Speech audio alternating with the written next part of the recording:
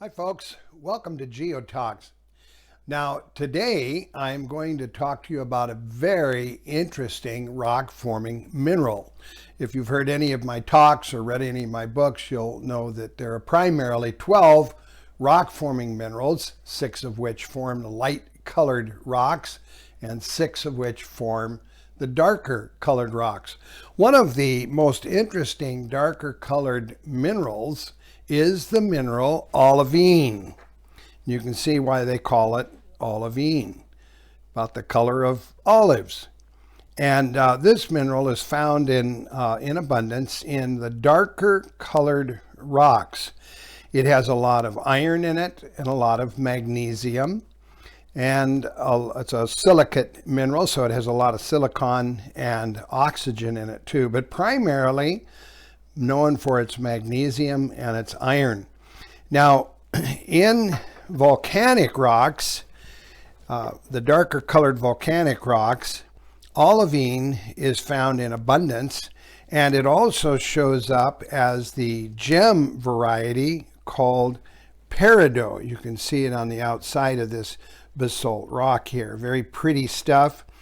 Peridot is one of the birthstones, and it's a very beautiful green gemstone.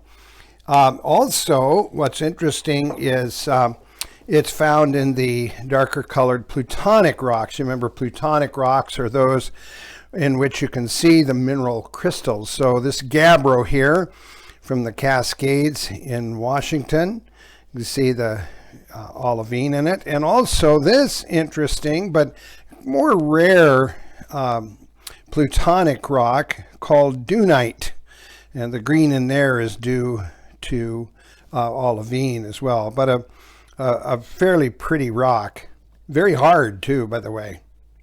This was also found in the Cascades in Washington here. Now, probably the most fascinating part of olivine are the green beaches that are formed in Hawaii.